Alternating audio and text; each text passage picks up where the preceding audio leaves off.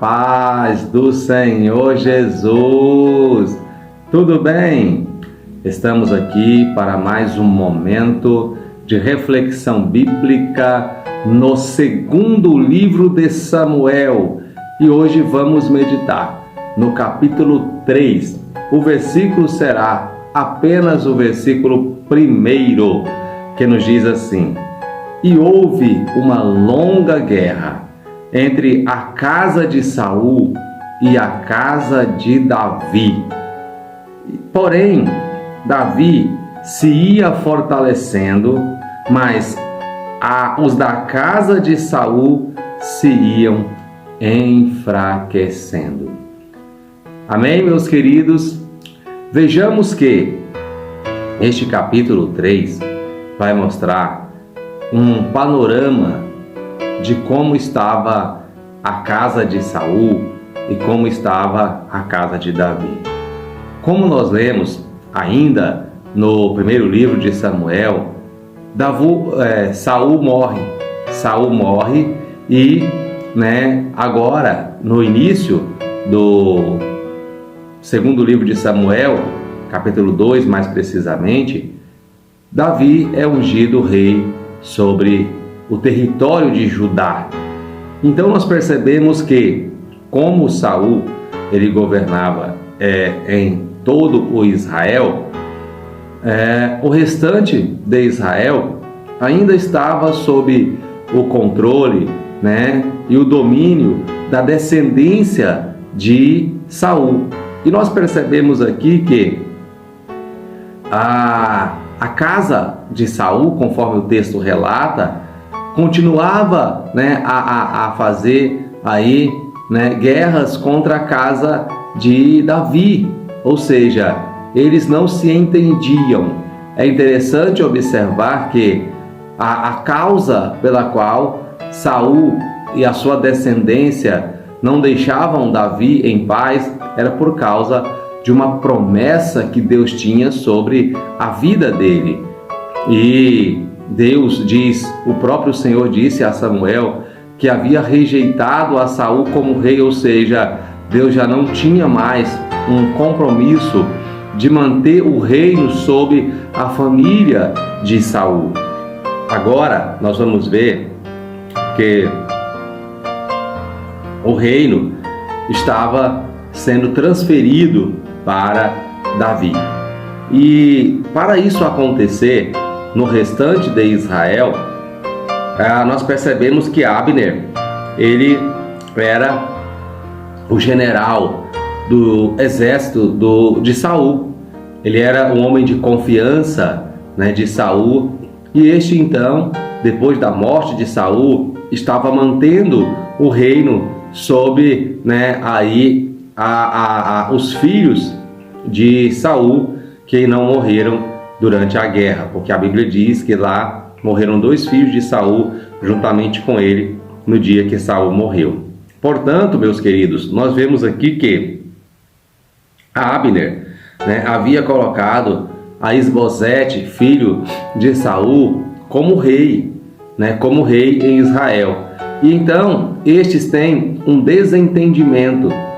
Com este desentendimento, então Abner ele diz para Isbosete que ele iria transferir de fato o reino para Davi. E ele então procura Davi para que o reino fosse transferido para Davi. E o que nós vamos perceber aqui nesse texto é que Davi faz uma exigência para que este pudesse estar diante dele. E qual era a exigência? Que este trouxesse a Mical, filha de Saul, que foi a primeira esposa que Davi teve, e esta ele conquistou, vencendo aí os filisteus e trazendo aí os prepúcios dos filisteus para Saul, como o preço ali pago pelo dote daquela mulher. Então, meus queridos, nós percebemos aqui que esta situação de conflito dentre a liderança da casa de Saul, da descendência de Saul, faz com que o reino seja transferido para Davi. Eu estava pensando a respeito disso e lembrando-me do que Jesus disse, que quando, uma casa ela está dividida, ela não pode prosperar. Isso Jesus respondeu quando o acusaram de estar expulsando demônios pelo príncipe Belzebu, pelo principal dos demônios. Então ele disse que se Belzebu estivesse dividido, o seu reino não poderia prosperar. Ou seja, se os demônios estiverem colocando enfermidades sobre as pessoas e ao mesmo tempo tirando-as em nome de Deus para promover o seu próprio nome, isso não poderia subsistir. É o que nós percebemos aqui na família de Saul. Ou seja, a contenda entrou, a divisão entrou e nós percebemos que agora o reino é transferido para Davi. Por quê? Porque eles estavam divididos. E é interessante observarmos que o texto vai nos dizer que Abner, o general do exército da família de Saul, ele era um homem tão forte que quando ele falava, o Isbosete, que era o rei, não ousava respondê-lo, porque o temia. Então ele era um homem temido por causa da força que ele tinha, de poder, de autoridade com relação ao exército e ao povo de Israel.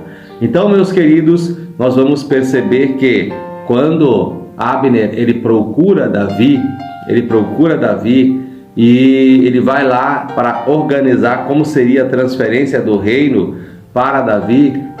Abner, o general do exército de Davi, ele às escondidas, ele pega e mata o general do exército de Saul, contra a vontade de Davi. Eu acho interessante nós observarmos que Davi era um homem pacífico, apesar de ser um homem de guerra. Davi era um homem que tinha uma inteligência muito grande em relação aos conflitos. Ou seja, tem pessoas que têm uma facilidade de arrumar conflito, tem pessoas que têm uma facilidade de arrumar confusão. Olha só o que esse capítulo vai nos falar acerca de Abner.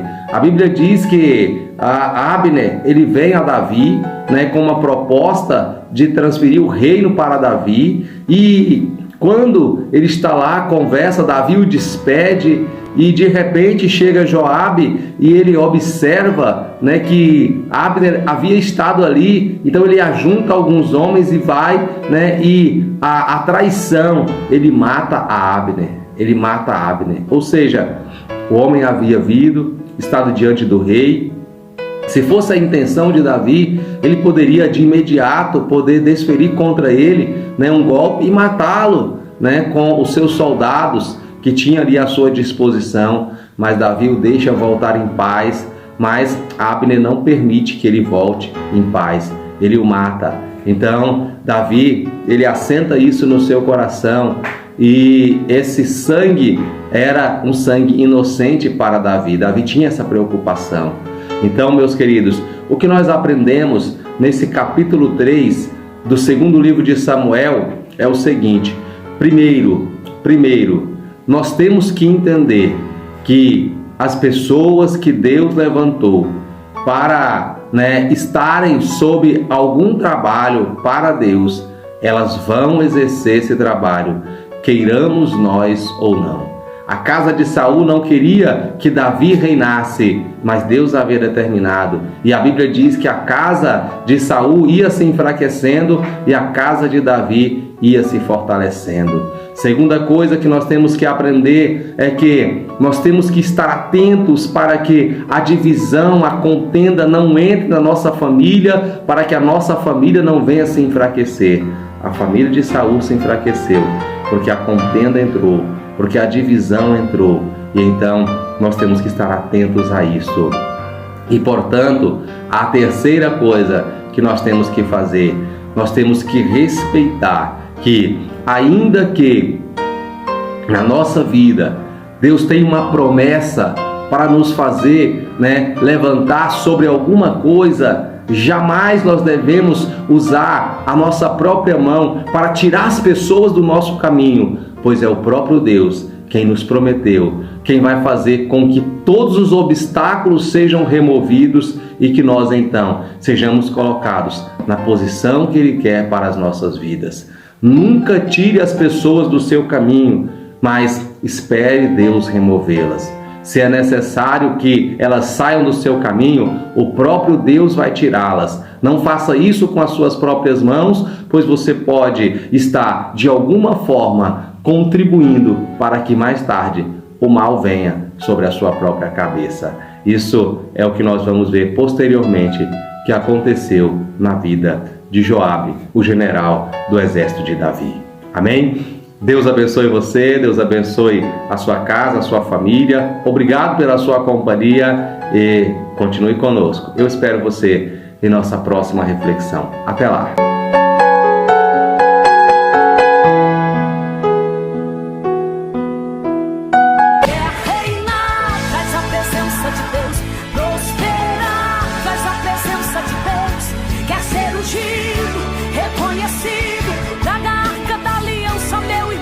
É a presença de Deus que faz a diferença.